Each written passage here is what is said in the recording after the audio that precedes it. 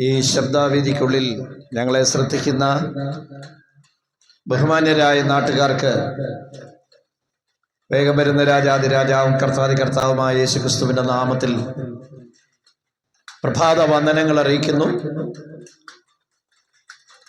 മഴയുടെ അല്പമായ ബുദ്ധിമുട്ടുകളുള്ള ഈ ദിവസത്തിന്റെ രാവിലെ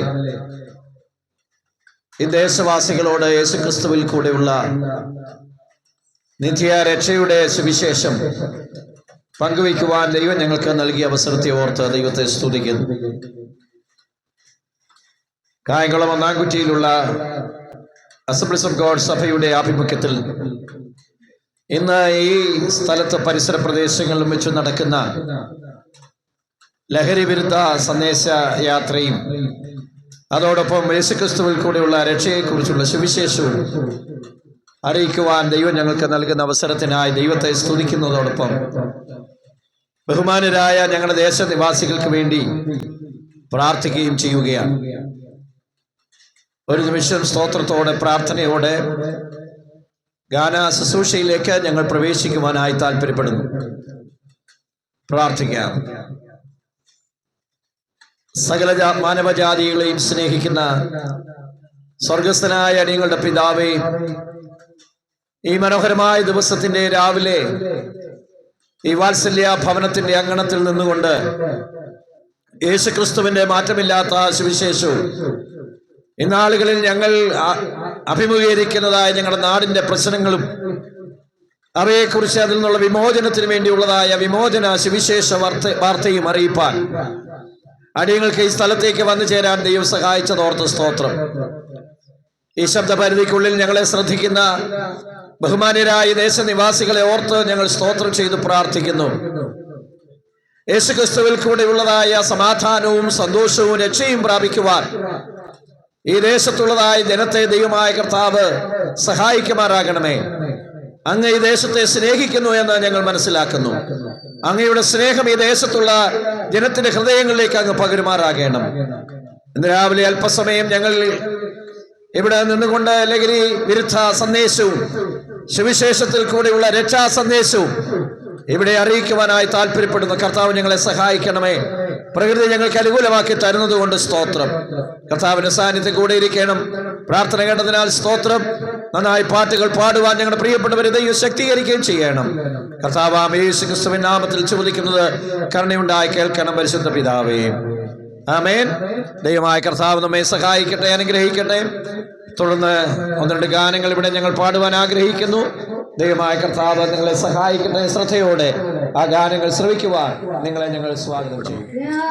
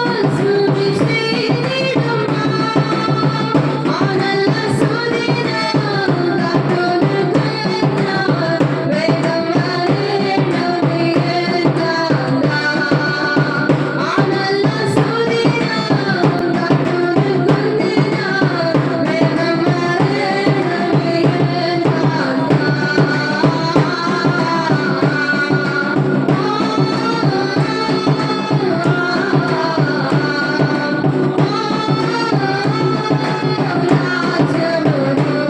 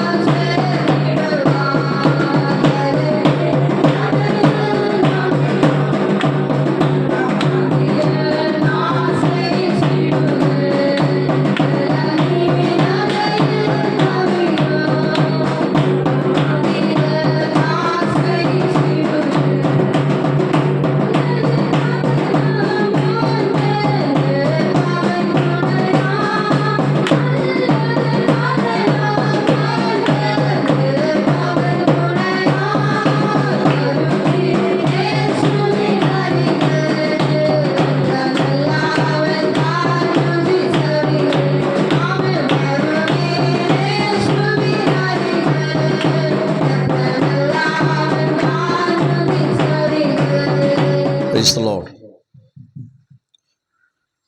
ഞങ്ങളെ എവിടെവിടങ്ങളിലായി ശ്രദ്ധിക്കുന്ന ബഹുമാനരായ നാട്ടുകാർക്ക്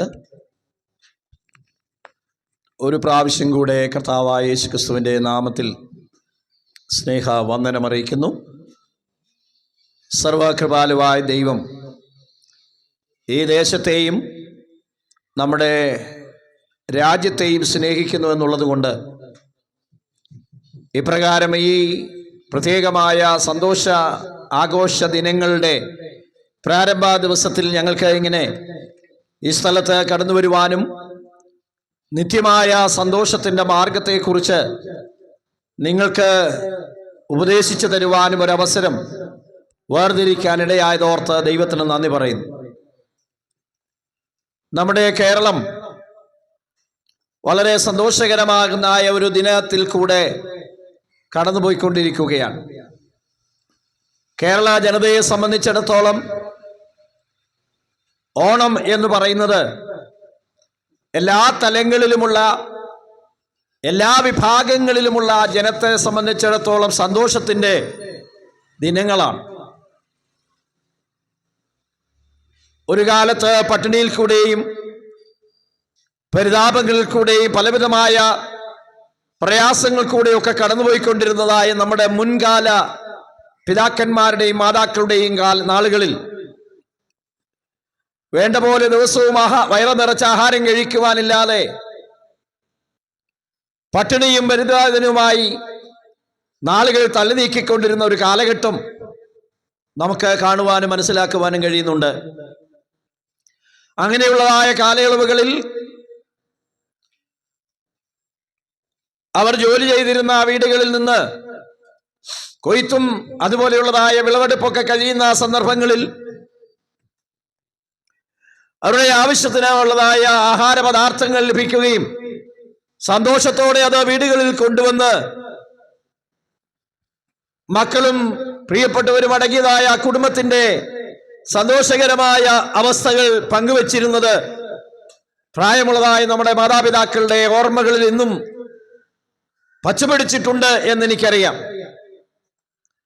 എന്നാൽ ഈ കാലങ്ങളിൽ അങ്ങനെയുള്ളതായ ഒരു സാഹചര്യമല്ല നമ്മുടെ രാജ്യത്തിനുള്ളത് എന്നുള്ളത് സത്യമാണല്ലോ. ഇന്ന് പട്ടിണി എന്ന് പറയുന്നത് എന്താണ് എന്ന് നമ്മുടെ കുഞ്ഞുങ്ങൾക്ക് പോലും അറിയാൻ കഴിയാത്തതായ ഒരു സാഹചര്യമാണ്. നമ്മുടെയൊക്കെ ചെറുപ്പകാലങ്ങളിൽ 3 നേരവും വയറ് നിറച്ച ആഹാരം കഴിക്കുവാനില്ലാതിരുന്ന സാഹചര്യങ്ങൾ ഈ നാട്ടിലുള്ളതായ എൻ്റെ ശ്രോതാക്കൾക്ക് നന്നായി അറിയാം എന്ന് ഞാൻ വിശ്വസിക്കുന്നു.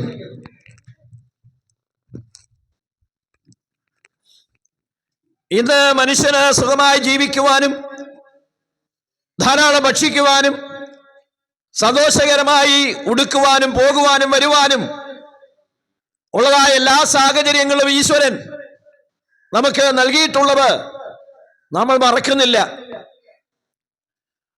എന്നാൽ നമ്മുടെ പിതാക്കന്മാരുടെയും നമ്മുടെ പൂർവികന്മാരുടെയും കാലങ്ങളിൽ ഉണ്ടായിരുന്ന ആ അവസ്ഥയിൽ നിന്ന് ദൈവം നമ്മെ ഈ അവസ്ഥയിലേക്ക് കൊണ്ടുവന്നതിൽ നമുക്ക് സന്തോഷമുണ്ട്.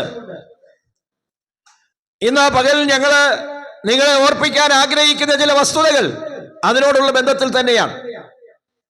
ഈ ദിവസങ്ങളിൽ ഓണാഘോഷത്തിന്റെ തിമിർപ്പുകളിൽ നാമായിരിക്കുന്ന സാഹചര്യമാണുള്ളത്. വ്യാപാര സ്ഥാപനങ്ങളിൽ തകൃതിയായി വ്യാപാരം നടക്കുന്നു. വിവിധ ഇടങ്ങളിൽ ആളുകൾ അന്യോന്യം സ്നേഹം പങ്കുവെക്കുകയും സന്തോഷം പങ്കുവെക്കുകയും ചെയ്യുവാൻ ഭവനങ്ങളിലേക്ക് യാത്ര ചെയ്യുന്നു. ബന്ധുമിത്രാദികൾ ഒരുമിച്ച് കൂടുന്നു, ഒരുമിച്ച് ഭക്ഷണം പങ്കുവെക്കുന്നു, സന്തോഷത്തോടെ ദിനങ്ങൾ തള്ളി നിൽക്കുന്നു.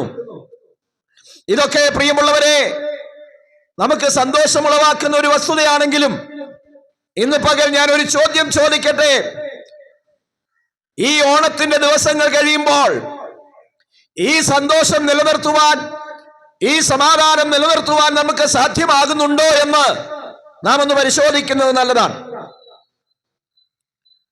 മനുഷ്യൻ എല്ലാ കാലത്തും സന്തോഷിക്കുവാനും ആനന്ദിക്കുവാനും സമാധാനം പ്രാപിക്കുവാനും ആഗ്രഹിക്കുന്ന ഒരു സാമൂഹ്യ ജീവിയാണ്. മറ്റുള്ളവരെ ഉപദ്രവിക്കാതെയും മറ്റുള്ളവരെ സ്നേഹിച്ചുകൊണ്ട് മറ്റുള്ളവർക്ക് ഉപകാരപ്രദമായ കാര്യങ്ങൾ ചെയ്തുകൊണ്ട് ജീവിക്കാൻ ആഗ്രഹിക്കുന്ന ഒരു സാമൂഹ്യ ജീവി എന്നുള്ള നിലയിൽ മനുഷ്യൻ എല്ലാ കാലത്തും സന്തോഷത്തോടെ ജീവിക്കാൻ ആഗ്രഹിക്കുന്നു എന്നുള്ളത് മറന്നുകളയാൻ കഴിയാത്ത ഒരു വസ്തുതയാണ്. എന്നിരിക്കലും ഞാൻ വളരെ ദുഃഖത്തോടെ ഇന്ന് പകൽ ഓർപ്പിക്കട്ടെ, വേണ്ട നിലയിൽ അങ്ങനെ സഹകരിക്കുവാനോ സന്തോഷിക്കുവാനോ അതിർവരമ്പുകൾ വിട്ട് ഒരുമിച്ച് സ്നേഹത്തോടെ ദിനങ്ങൾ കഴിക്കുവാൻ നമുക്ക് സാധിക്കുന്നുണ്ടോ എന്ന് നാം ഒന്ന് പരിശോധിക്കേണ്ടത് ആവശ്യമാണ്. ഇന്ന് എല്ലാത്തിനും മതിൽക്കെട്ടുകളിലാണെന്ന് തങ്ങളുടെ മതിൽക്കെട്ടിന് അപ്പുറത്തേക്ക് പോകാനോ മറ്റുള്ളവർ അഭിമുഖീകരിക്കുന്ന പ്രശ്നത്തെ ഒന്ന് കാണുവാനോ അവരെ ഒന്ന് സഹായിക്കുവാനോ താല്പര്യമില്ലാത്തവരായും അല്ല താല്പര്യമുണ്ടെങ്കിൽ പോലും സമയമില്ലാത്തവരായി അവരവരുടെ വിഷയങ്ങൾക്ക് വേണ്ടി നെട്ടോട്ടമോടുന്ന ഈ കാലഘട്ടത്തിൽ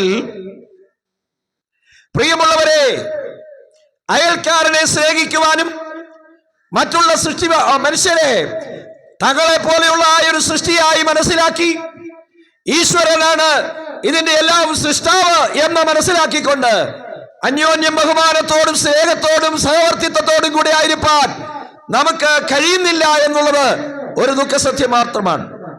എന്താണ് ഇതിനൊക്കെ കാരണമായിരിക്കുന്നത്?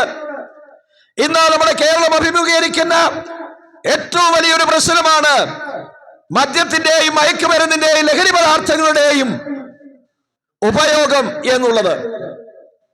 പ്രായഭേദമന്യേ സകല മനുഷ്യരിലും സകല വ്യക്തികളിലും ഈ നാളുകളിൽ കുടികൊണ്ടിരിക്കുന്ന ഒരു വലിയ വിഷയമാണ് ഈ മദ്യത്തിന്റെയും മയക്കുമരുന്നിന്റെയും ഉപയോഗം എന്നുള്ളത്. പ്രിയമുള്ളവരെ, ഇന്ന് പകൽ ഞാൻ ഓർപ്പിക്കട്ടെ, സ്കൂളുകളിൽ പോകുന്ന കൊച്ചുകുട്ടികളിൽ പോലും മയക്കുമരുന്നിന്റെ ഉപയോഗം വളരെയധികം വർദ്ധിച്ചു വന്നുകൊണ്ടിരിക്കുകയാണ്.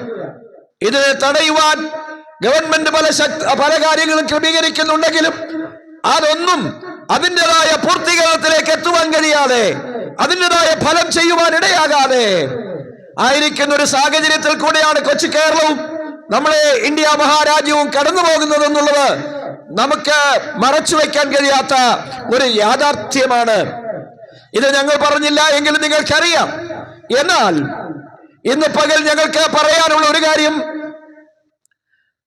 ഇതുപോലെയുള്ളതായ മദ്യത്തിനും മയക്കുമരുന്നിനും ലഹരി പദാർത്ഥങ്ങൾക്കും ഒക്കെ അടിമപ്പെട്ട് മറ്റുള്ളവർക്ക് തികച്ചും വേദനാജനകമായ ജീവിതം കാഴ്ചവെച്ച് പോലീസിനും മറ്റ് പ്രവർത്തകർക്കുമൊക്കെ തലവേദന ഉണ്ടാക്കിക്കൊണ്ട് ജീവിച്ചു നടന്ന ഒരു കൂട്ടം ആളുകൾ എന്തുകൊണ്ട് ഇങ്ങനെ തെരുക്കോടുകളിൽ നിന്നുകൊണ്ട് അല്ലെങ്കിൽ വീടുകളുടെ മുൻപിൽ നിന്നുകൊണ്ട് ഈ സത്യം വിളിച്ചു പറയുന്നു എന്ന് ചോദിച്ചാൽ ഞങ്ങൾക്ക് പറയാനുള്ളൊരു കാര്യം ഇത് മാത്രമാണ്. അതിൽ നിന്നൊക്കെ ഞങ്ങളെ വിടുവിച്ച, അതിൽ നിന്നൊക്കെ യാത്ര പറയാൻ അത് ശരിയല്ല, അത് തെറ്റാണ് എന്ന് മനസ്സിലാക്കി അതിനോട് യാത്ര പറഞ്ഞ് ഒരു പുതിയ ജീവിതം നയിക്കാൻ ഞങ്ങളെ പ്രാപ്തരാക്കി തീർത്ത ഒരു സന്ദേശമുണ്ട്. അതാണ് സത്യ സുവിശേഷം എന്ന് പറയുന്നത്. സകല മാനവജാതിയുടെയും രക്ഷയ്ക്കായി ഈ താളലോകത്തിലേക്ക് ഇറങ്ങി വന്ന് മനുഷ്യനായി ജീവിച്ച് രോഗികൾക്കും പാപികൾക്കും വിടുതൽ നൽകി അവരെ യേശുക്രിസ്തുവിന്റെ സ്നേഹത്തിലേക്ക് വിളിച്ചടുപ്പിച്ചതായ ഒരു സ്നേഹത്തെ കുറിച്ചാണ് ഞങ്ങൾക്ക് പറയാനുള്ളത്. ഒരു സന്ദേശത്തെ കുറിച്ചാണ് ഞങ്ങൾക്ക് പറയാനുള്ളത്. അത് യേശുക്രിസ്തുവിൽ കൂടെയുള്ള നിത്യരക്ഷയുടെ സുവിശേഷമാണ്. ഇന്ന് പകൽ ഞങ്ങൾ ഇവിടെ നിന്നുകൊണ്ട് വിളിച്ചു പറയുമ്പോൾ ഞങ്ങൾക്ക് എല്ലാവർക്കും അഭിമാനത്തോടെ പറയാൻ കഴിയും, ഓരോ ദിവസം ഈ സുവിശേഷം ഞങ്ങളുടെ ജീവിതത്തിലേക്ക് കടന്നു വന്നു. ഓരോ ദിവസം ഈ സുവിശേഷം ഞങ്ങളെ രൂപാന്തരപ്പെടുത്തി ഞങ്ങളുടെ പാപ വഴികളെ ഉപേക്ഷിക്കുവാൻ, ഞങ്ങളുടെ ദോഷമായ പ്രവർത്തികളെ ഉപേക്ഷിക്കുവാൻ ഞങ്ങൾക്ക് യേശുക്രിസ്തുവിന്റെ സ്നേഹത്തിലേക്ക് കടന്നു വന്ന് ഞങ്ങളുടെ അയൽക്കാരെയും ഞങ്ങളുടെ സമശിഷ്ടങ്ങളെയും സ്നേഹിക്കുവാനും ബഹുമാനിക്കുവാനും അവരോട് സഹവർത്തിത്വത്തിൽ മുന്നോട്ട് പോകുവാനും ഇടയാക്കി തീർത്തത് കാൽവറിയിലെ യേശുക്രിസ്തുവിന്റെ സ്നേഹമാണ്. ആ സ്നേഹം ഇന്ന് പകൽ ഞങ്ങൾ ഈ ദേശത്തോട് വിളിച്ചു പറയുന്നു. പ്രിയമുള്ളവരെ, ഞങ്ങളുമായി വിളിച്ചു പറയുന്ന കാര്യം നിങ്ങളെ മതം മാറ്റാൻ വേണ്ടിയുള്ളതല്ല. ഞങ്ങളെ ഒരുപക്ഷെ മതം മാറ്റക്കാരെന്നോ അതുപോലെയുള്ളതായ പ്രവർത്തകരോ എന്നൊക്കെ ആളുകൾ ചിന്തിച്ചേക്കാം. മതം മാറ്റം നടത്തുന്നവർ എന്ന് പറഞ്ഞ് ഞങ്ങളെ ഉപദ്രവിക്കുവാൻ തയ്യാറാകുന്ന ഒരു സമൂഹമാണ് ഈ ലോകത്തിൽ ഇന്ന് കാണാൻ കഴിയുന്നത്. എന്നാൽ ഞങ്ങൾ വിളിച്ചു പറയട്ടെ, ഞങ്ങൾ ആരും നിങ്ങളെ മതം മാറുവാൻ ഉത്സാഹിപ്പിക്കുന്നില്ല. എന്റെ അഭിപ്രായം, നിങ്ങൾ മതം മാറരുത് എന്നുള്ളതാണ്. മതം എന്ന് പറഞ്ഞാൽ അതിന്റെ അർത്ഥം വെറും അഭിപ്രായം എന്നാണ്. നിങ്ങളുടെ ജീവിതത്തിന്റെ അഭിപ്രായം, നിങ്ങളിലുള്ളതായ ആ ചിന്താഗതി, അത് നിങ്ങൾ കാത്തു സൂക്ഷിക്കുവാൻ ആവശ്യമാണ്. എന്നാൽ ഞങ്ങൾ എന്തിനാണ് നിങ്ങൾ വിളിച്ചു പറയുന്നത്? തെരുക്കോടുകളിൽ നിന്നുകൊണ്ട്, ജംഗ്ഷനുകളിൽ നിന്നുകൊണ്ട്, വീടുകൾക്ക് അടുത്ത് നിന്നുകൊണ്ടൊക്കെ ഇങ്ങനെ വിളിച്ചു പറയുന്നതിന്റെ ഉദ്ദേശം എന്താണ് എന്ന് നിങ്ങൾ ചോദിച്ചാൽ ഞങ്ങൾക്ക് ഒരേ മറുപടിയേ ഉള്ളൂ. നിങ്ങളുടെ മനസ്സിനൊരു മാറ്റം വേണം, നിങ്ങളുടെ ചിന്താഗതികൾക്കൊരു മാറ്റം വേണം, നിങ്ങളുടെ പ്രവർത്തികൾക്കൊരു മാറ്റം വേണം. മറ്റുള്ളവരെ സ്നേഹിക്കുവാൻ, മറ്റുള്ളവരെ ബഹുമാനിക്കുവാൻ, മറ്റുള്ളവരുമായി സഹവർത്തിത്വം നടത്തുവാൻ, അതിനൊക്കെയുള്ളതായ ഒരു മനസ്സിന്റെ മാറ്റം നിങ്ങളിൽ ഉണ്ടാകണം. അത് ഞങ്ങളുടെ ആഗ്രഹമാണ്. അതിനാണ് ഞങ്ങൾ ഇങ്ങനെ ഘോരഘോരം സംസാരിക്കുന്നത്. എന്റെ പ്രിയ സ്നേഹിതരെ, ശ്രോതാക്കളെ, ഇന്ന് പകൽ ഞാൻ ഓർപ്പിക്കട്ടെ, നിങ്ങളുടെ മനസ്സിന് മാറ്റം വരണമെങ്കിൽ നിങ്ങളുടെ ചില ചിന്താഗതികളെ കുറിച്ച് നിങ്ങൾ മനസ്സിലാക്കി അതിനൊരു മാറ്റം വരുത്തുവാൻ തയ്യാറാകേണ്ടത് ആവശ്യമാണ്. എന്തുകൊണ്ടാണ് എനിക്ക് മറ്റുള്ളവരെ സ്നേഹിക്കാൻ കഴിയാതിരിക്കുന്നത്? എന്തുകൊണ്ടാണ് എനിക്ക് സമാധാനം അനുഭവിക്കാൻ കഴിയാതിരിക്കുന്നത്? എന്തുകൊണ്ടാണ് ഇപ്രകാരം എന്റെ വീട്ടിനകത്ത് അസമാധാനത്തിന്റെ തിരമാലകൾ അടിച്ചുയരുന്നതെന്ന് ചിന്തിക്കുവാൻ നാം തയ്യാറാകേണ്ടത് ആവശ്യമാണ്. ഇന്ന് സമാധാനം ആഗ്രഹിക്കാത്തവരാരുമില്ല. ലോകത്തിൽ നമ്മൾ നോക്കിയാൽ സമാധാനമില്ല. കാരണം യുദ്ധത്തിന്റെ കെടുതികൾ പല രാജ്യങ്ങളും അനുഭവിക്കുകയാണ്. ധാരാളം ആളുകൾ നിർദോഷികളായി കൊല്ലപ്പെട്ടുകൊണ്ടിരിക്കുകയാണ്. യുദ്ധത്തിന്റെ കെടുതികൾ എല്ലായിടങ്ങളിലും അനുഭവിച്ചു കൊണ്ടിരിക്കുന്നു. എന്നാൽ ഇന്ന് പകൽക്കാലം എനിക്ക് വിളിച്ചു പറയാനുള്ളത്, ഭവനങ്ങൾക്കകത്തും രാജ്യത്തിനകത്തും നമ്മുടെ സ്ഥലത്തുമൊക്കെ സമാധാനമായ അന്തരീക്ഷം ഉണ്ടാകണമെങ്കിൽ, ഞാൻ ആരംഭത്തിൽ പറഞ്ഞതുപോലെ, ഈ മദ്യവും മയക്കുമരുന്നും ലഹരി പദാർത്ഥങ്ങളും ഒക്കെ ഉപേക്ഷിച്ചിട്ട് മനുഷ്യരെ മനുഷ്യരായി കാണുവാൻ നാം തയ്യാറാകേണ്ടത് ആവശ്യമാണ്. സത്യവേദ പുസ്തകം ഇങ്ങനെ വിളിച്ചു പറയുന്നു, മാനത്തോടിരിക്കുന്ന മനുഷ്യൻ വിവേകഹീനനായാൽ നശിച്ചു പോകുന്ന മൃഗങ്ങൾക്ക് തുല്യനാണ്. എന്റെ പ്രിയ സഹോദരങ്ങളെ, നമ്മുടെ കേരളത്തെ എന്ന് പരിശോധിച്ചാൽ, കേരളത്തെ നമ്മുടെ ആളുകൾ വിളിച്ചുകൊണ്ടിരിക്കുന്ന പേര് ദൈവത്തിന്റെ സ്വന്തം നാട് എന്നാണ്. ഏറ്റവും മനോഹരമായ ഒരു പേരാണ്, ദൈവത്തിന്റെ സ്വന്തം നാട്. നാം ഇന്ത്യ രാജ്യം മുഴുവൻ സഞ്ചരിച്ചാൽ ഇതുപോലെ മനോഹരമായ പച്ചപ്പുകൾ നിറഞ്ഞ, സാഹോദര്യ വർദ്ധിത്വം നിറഞ്ഞ ഒരു കൂട്ടം ആളുകളെ ഈ രാജ്യത്ത് മറ്റെങ്ങും കാണാൻ കഴിയുന്നില്ല എന്നുള്ളത് നമുക്കൊരു അഭിമാനമാണ്. നമ്മുടെ കേരളം ദൈവത്തിന്റെ സ്വന്തം നാടായിരുന്നു. എന്നാൽ ഇന്ന് ആ പേരിൽ കേരളം അറിയപ്പെടുന്നത് ശരിയാണോ എന്ന് നാം ചിന്തിക്കേണ്ടിയിരിക്കുകയാണ്.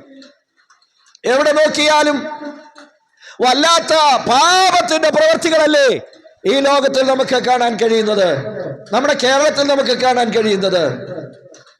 മനുഷ്യൻ മനുഷ്യനെ ഉപദ്രവിക്കുന്നു, ഒരുവൻ മറ്റൊരുവനെ കൊല്ലുന്നു, മറ്റുള്ളവന്റെ ജീവിതത്തെ സ്വസ്ഥത കൊടുക്കാതെ, അവന്റെ ഭവനത്തിന് സമാധാനമില്ലാതെ, അവന്റെ ഭാര്യയെ വിധവയാക്കിക്കൊണ്ട്, അവരുടെ മക്കളെ അനാഥരാക്കിക്കൊണ്ട് മറ്റുള്ളവരെ ഉപദ്രവിക്കുന്ന ഒരു കാലഘട്ടത്തിലേക്ക് നമ്മുടെ രാജ്യം നീങ്ങിയിരിക്കുകയാണ്. എവിടെ നോക്കിയാലും പീഡനങ്ങളുടെയും ഉപദ്രവങ്ങളുടെയും ഒരു വലിയ പരമ്പര തന്നെ നമുക്ക് മനസ്സിലാക്കുവാൻ, കാണുവാൻ കഴിയുന്നു. പ്രായഭേദമന്യേ കൊച്ചു കുഞ്ഞുങ്ങൾ പോലും 2-3 വയസ്സുള്ള പെൺകുഞ്ഞുങ്ങൾ പോലും പീഡിപ്പിക്കപ്പെട്ട് കൊല്ലപ്പെടുന്നതായ സാഹചര്യങ്ങൾ നമ്മുടെ നാട്ടിൽ ഉണ്ടായിക്കൊണ്ടിരിക്കുന്നു. എന്താണ് ഇതിനൊക്കെ കാരണം? എന്താണ് ഇതിന്റെ പിന്നിൽ പ്രവർത്തിക്കുന്ന പ്രേരക ശക്തി? ഞാൻ പറയട്ടെ, ഇന്ന് കേരളത്തെ നിറച്ചുകൊണ്ടിരിക്കുന്നതായ മദ്യത്തിന്റെയും മയക്കുമരുന്നിന്റെയും ലഹരി പദാർത്ഥങ്ങളുടെയും ഉപയോഗമല്ലേ ഇതിന് കാരണമെന്ന് നാം ചിന്തിക്കേണ്ടിയിരിക്കുകയാണ്. ഈ ലഹരി മരുന്ന് ഉള്ളിൽ ചെന്ന് കഴിയുമ്പോൾ മനുഷ്യന്റെ മനുഷ്യത്വം നഷ്ടപ്പെടുകയാണ്. അവൻ മനുഷ്യൻ അല്ലാതാകുകയാണ്. വെറും മൃഗങ്ങൾക്ക് തുല്യനായി അമ്മയാര്, പെങ്ങളാര്, സഹോദരങ്ങളാര് എന്നറിയാൻ കഴിയാത്ത ഒരു വല്ലാത്ത പ്രകൃതത്തിലേക്ക് നീങ്ങിക്കൊണ്ടിരിക്കുന്ന ഇക്കാലഘട്ടത്തില് ഇന്ന് പകൽ ഞങ്ങൾക്ക് വിളിച്ചു പറയാനുള്ളൊരു സത്യം ഇതാണ്: നിങ്ങളുടെ ജീവിതത്തെ രൂപാന്തരപ്പെടുത്തുവാൻ കഴിയുന്ന, നിങ്ങളുടെ മനസ്സിന്റെ ദോഷകരമായ ചിന്താഗതികളെ വ്യത്യാസപ്പെടുത്തുവാൻ കഴിയുന്ന കർത്താവായ യേശു ക്രിസ്തുവിൽ കൂടെയുള്ള സമാധാനം നിങ്ങൾ പ്രാപിക്കേണ്ട ആവശ്യമാണ്. രാവിലെ ഭവനത്തിൽ നിന്ന് ജോലിക്ക് വേണ്ടി ഇറങ്ങിപ്പോകുന്നതായ പിതാക്കന്മാർ വൈകിട്ട് വീട്ടിലേക്ക് വരുമ്പോൾ സമാധാനത്തോടെ സന്തോഷത്തോടെ സ്വീകരിക്കാൻ നോക്കിയിരിക്കുന്ന ആ ഭവനത്തിലെ ഭാര്യ, ആ ഭവനത്തിലെ കുഞ്ഞുങ്ങൾ, അവരെല്ലാവരും വിചാരിക്കുന്നത് അപ്പൻ ജോലി കഴിഞ്ഞ് വരുമ്പോൾ കൈ നിറച്ച് ആഹാര പദാർത്ഥങ്ങളോ അല്ലെങ്കിൽ പലഹാരങ്ങളോ അല്ലെങ്കിൽ വൈകിട്ടുകൾക്ക് വെച്ച് കഴിക്കാനുള്ള അരിയും അതുപോലെയുള്ള സാധനങ്ങളുമായൊക്കെ ഭവനത്തിലേക്ക് വരുമെന്നുള്ള ആ ഒരു വലിയ പ്രതീക്ഷയോടെ ആ കുടുംബത്തിനകത്ത് നോക്കിയിരിക്കുകയാണ്.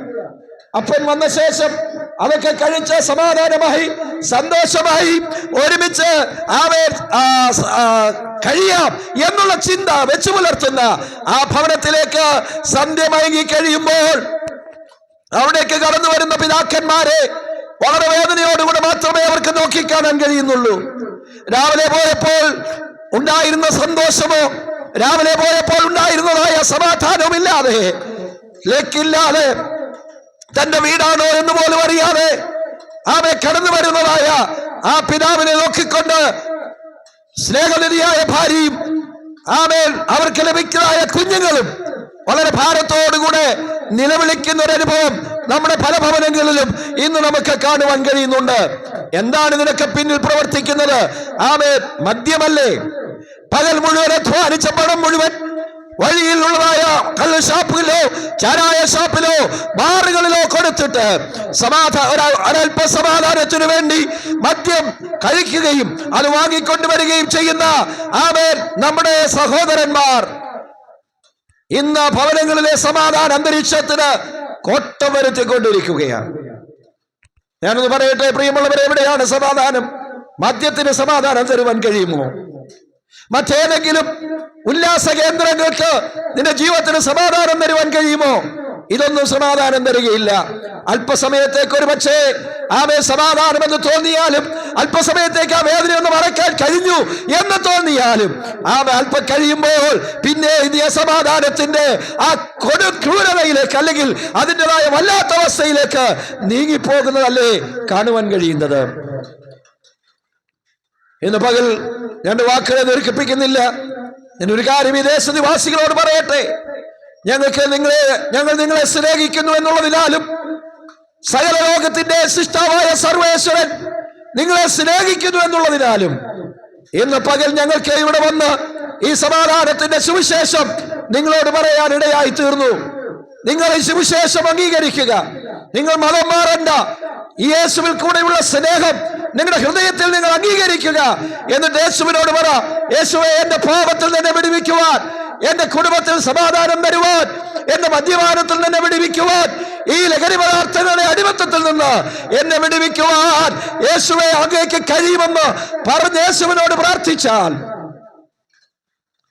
യേശുവിന് നിങ്ങളുടെ ഭവനങ്ങളിൽ സമാധാനം തരുവാൻ കഴിയും. നിങ്ങളുടെ വ്യക്തിപരമായ ജീവിതത്തിൽ സമാധാനം കരുവാൻ കഴിയും. തിരുവചനത്തിൽ ഒരു വാക്യം കൂടെ പറഞ്ഞ് ഞാൻ അവസാനിപ്പിക്കട്ടെ. വേദപുസ്തകത്തിൽ ഇങ്ങനെ പറയുന്നു: ക്രിസ്തു യേശു പാപികളെ രക്ഷിപ്പാൻ ലോകത്തിൽ വന്നു എന്നുള്ളത് വിശ്വാസ്യവും എല്ലാവരും അംഗീകരിപ്പാൻ യോഗ്യവുമായ വചനം തന്നെ. ഇത് ക്രിസ്ത്യാനികൾക്ക് വേണ്ടിയുള്ള ഒരു വചനമല്ല. ഇത് സകല മാനവജാതിക്കും അവരുടെ ഹൃദയത്തിൽ ഏറ്റെടുക്കുവാൻ കൊള്ളാകുന്ന ഒരു വചനമാണ്. ക്രിസ്തു യേശു പാപികളെ രക്ഷിക്കുന്നു എന്നുള്ളത്. പാപി എന്ന് പറഞ്ഞാൽ ഒരുപക്ഷെ ആളുകൾ പറഞ്ഞേക്കാം, ഇന്നത്തെ സാമൂഹ്യ ലോകം പറഞ്ഞേക്കാം, ആരെയും അങ്ങനെ പാപി എന്ന് സംബോധന ചെയ്യരുതെന്ന്. ഞാനൊരു ചോദ്യം ചോദിക്കട്ടെ.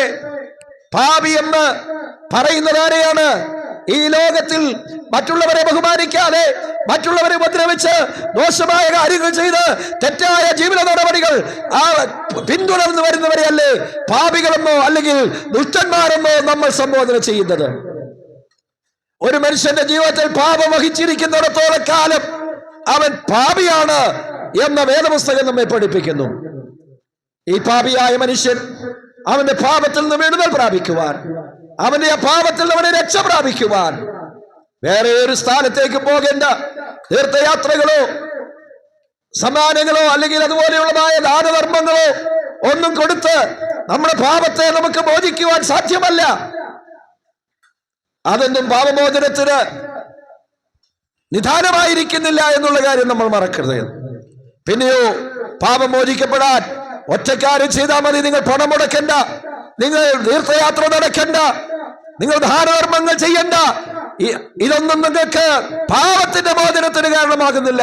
അതൊക്കെ മറ്റുള്ളവർക്ക് ഒരു പക്ഷേ സഹായമാകും, അങ്ങനെയെങ്കിൽ അത് ചെയ്തു കൊള്ളുക. എന്നാൽ ഒരു കാര്യം, പാപമോചനത്തിന് വേണ്ടി ഒറ്റക്കാര്യം ചെയ്താൽ മതി. യേശുവേ, അങ്ങ് എന്റെ പാപത്തിന് വേണ്ടി ക്രൂശിൽ മരിച്ചു എന്ന് ഞാൻ വിശ്വസിക്കുന്നു. ആ മരണത്തിൽ കൂടെ എന്റെ പാപങ്ങൾക്ക് മോചനം ലഭിക്കുമെന്ന് ഞാൻ വിശ്വസിക്കുന്നു എന്ന് പറഞ്ഞ് നിങ്ങൾ ഇരിക്കുന്ന ഇടത്തിരുന്നു കൊണ്ട് മറ്റാരും കാണണ്ട, മറ്റാരും അറിയണ്ട, നിങ്ങളുടെ ഹൃദയത്തിൽ പറയൂ, യേശു എന്റെ പാപത്തിന് മോചനം തരും. ആ യേശുവിൽ ഞാൻ വിശ്വസിക്കുന്നു എന്ന് പറഞ്ഞുകൊണ്ട് യേശുവിനോട് പ്രാർത്ഥിച്ചാൽ ഇന്ന് പകൽ നിങ്ങളുടെ പാപത്തിൽ നിങ്ങൾക്ക് മോചനം ലഭിക്കാൻ കഴിയും.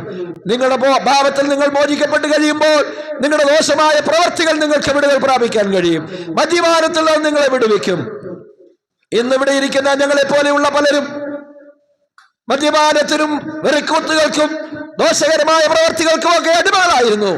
എന്നാൽ അതിൽ നിന്നൊക്കെ ഞങ്ങളെ വിടുവിച്ചത്, ഞങ്ങൾ ഒരു ദിവസം യേശുവിനോട് പറഞ്ഞു, യേശുവേ, ഞാൻ പാപിയാണ്, അങ്ങയുടെ ആ ക്രൂശുമരണത്തിൽ ഞാൻ വിശ്വസിക്കുന്നു, അങ്ങയുടെ രക്തത്തിൽ കൂടെ എന്റെ പാപത്തെ മോചിക്കണമേ എന്ന് പ്രാർത്ഥിച്ചപ്പോൾ യേശു എന്റെ പാപത്തിന് മോചനം തന്നു.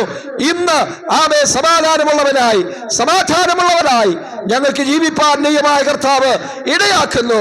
ഞങ്ങൾ അനുഭവിക്കുന്ന ആ സന്തോഷത്തിലേക്ക്, ഞങ്ങൾ അനുഭവിക്കുന്ന ആ സമാധാനത്തിലേക്ക്, ലോകത്തിന്റെ നൈമിഷികമായ സന്തോഷങ്ങൾ ചില ദിവസങ്ങൾ കൊണ്ട് അവസാനിക്കുമ്പോൾ, ഈ ഓണത്തിന്റെ ആഘോഷവും സന്തോഷവും ഒക്കെ ചില ദിവസങ്ങൾ കൊണ്ട് അവസാനിക്കുമ്പോൾ, നിത്യമായ ഒരു സന്തോഷം പ്രദാനം ചെയ്യുന്ന, പാപത്തിൽ നിന്ന് മോചനം തന്ന് നിത്യ സ്വർഗത്തിന് നിങ്ങളെ അവകാശികളാക്കുന്ന, നിത്യമോക്ഷത്തിന് നിങ്ങളെ അവകാശികളാക്കി തീർക്കുന്ന യേശുവിന്റെ സ്നേഹത്തിലേക്ക്, ആ നിർമ്മല സുവിശേഷ സത്യത്തിലേക്ക് നിങ്ങളെ ഹാർദവുമായി ഞങ്ങൾ സ്വാഗതം ചെയ്തുകൊണ്ട് ക്ഷണിച്ചുകൊണ്ട് ഞങ്ങളുടെ വാക്കുകൾക്ക് ഞങ്ങൾ ഇവിടെ വിരാമം കുറിക്കുന്നു.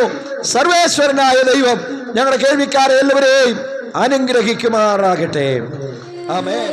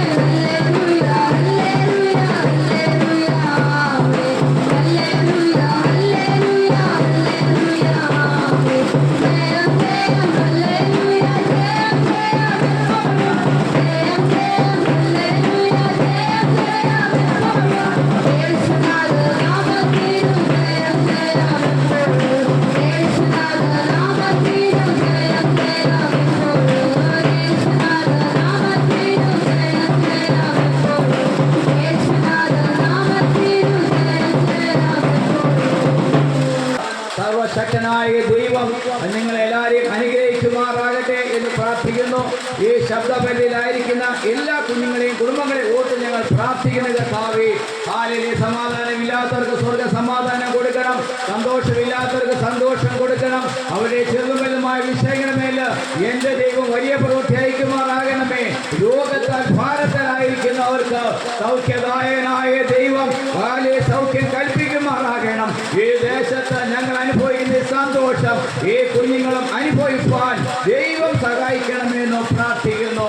അതിനായി കർത്താവ് ഒരുക്കിയ ദേവദാസനെ ഓർക്കുന്നു, കുടുംബത്തെ ഓർക്കുന്നു, ദൈവസഭയെ ഓർക്കുന്നു, കടന്നു വന്ന ദൈവജനത്തെ ഓർക്കുന്നു. കുഞ്ഞുങ്ങൾ ഇത്രയും ദൂരം യാത്ര ചെയ്ത് ദൈവനാമത്തിന് വേണ്ടി കടന്നു വന്നല്ലോ. നേരത്തെ പ്രതിഫലം സ്വർഗം തന്നെ കൊടുത്ത് അവരെ ആദരിക്കുമാറാകണമേ എന്ന് ഞങ്ങൾ ഇവരോട് പ്രാർത്ഥിക്കുന്നു.